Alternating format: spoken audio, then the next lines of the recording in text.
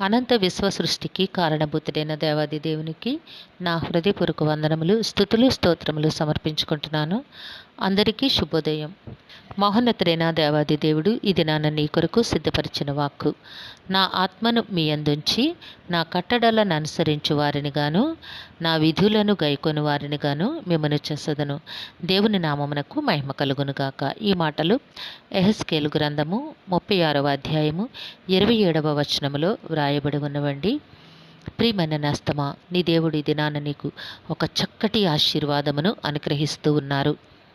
ఇది నీవు ఎక్కడికి వెళ్ళినా, ఎంత డబ్బు పెట్టినా కొనుక్కోలేనిది, దొరకనిది ఆ ఉన్నతమైన ఆశీర్వాదమును దేవుడు నీకు ఇస్తానని ఈ దినాన వాగ్దానము చేస్తూ ఉన్నారు.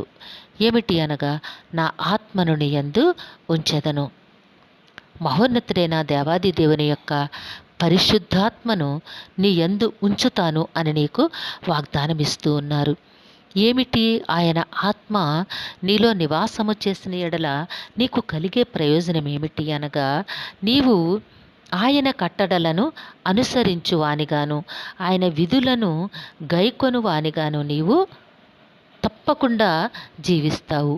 అట్టి రీతిగా నేను నిన్ను చేస్తాను అని దేవాది దేవుడు నీకు వాగ్దానం చేస్తూ ఉన్నారు. నిజమే, ఆయన కట్టడల ప్రకారము జీవించాలని నీకు ఉంటుంది. కానీ నీలో ఉన్న ఆ చెడ్డ స్వభావము లేక నిన్ను పాలన చేస్తున్న దురాత్మ సంబంధమైన ఆత్మ నిన్ను ఆ సంగతులకు, దేవుని సంగతులకు లోబడకుండా, ఆ కట్టడల ప్రకారము నీవు జీవించకుండా నిన్ను నాశనము చేస్తోంది. నువ్వెన్నో కోరుకుంటున్నావు, ఏమేమో అనుకుంటున్నావు. దేవుని కొరకు నిలవబడాలని, దేవుని కొరకు బ్రతకాలని, దేవుని చిత్తములో అనేకమైన మంచి కార్యములను నీ ద్వారా నెరవేర్చబడాలి అని నీవు ఆశిస్తూ ఉన్నావు. చేయాలనుకుంటున్నావు, చేయలేకపోతున్నావు. ఎందుకంటే నీవు దురాత్మ పాలనలో జీవిస్తూ ఉన్నావు. దురాత్మ ఏలుబడి యందు నీవు బ్రతుకుచున్నావు. కానీ మహోన్నతుడైన దేవాది దేవుడి దినాన నీకు వాగ్దానం చేస్తూ ఉన్నారు. ఏమిటంటే, ఆయన తన ఆత్మను నీ యందుంచి ఆయన కట్టడలను, విధులను గైకొనే ఆ కృపను నీకు అనుగ్రహిస్తానని, అట్టి రీతిగా నిన్ను చేస్తానని నీకు వాగ్దానం చేస్తూ ఉన్నారు.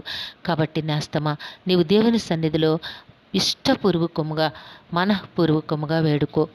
అట్టి స్థితిని నీకు తప్పకుండా అనుగ్రహించి నీవు ఆ స్థితి యందు నిలువబడి దేవుని నామమునకు మహిమకరముగా జీవించే యోగ్యతను ప్రసాదించమని నీవు దేవుని సన్నిధిలో వేడుకో, దేవునిని ప్రార్థించు. దేవుడు తప్పకుండా వాగ్దానము చేసి ఉన్నారు గనక నీ బ్రతుకునట్టి రీతిగా ఆశీర్వదిస్తారు. దేవుని పరిశుద్ధాత్మ గనక నీలో నివాసము చేస్తున్నట్లయితే నీ బ్రతుకు ఎంతో దేవుని నామమునకు మహిమకరముగాను, ఆశీర్వాదకరముగాను ఉండబోతోంది.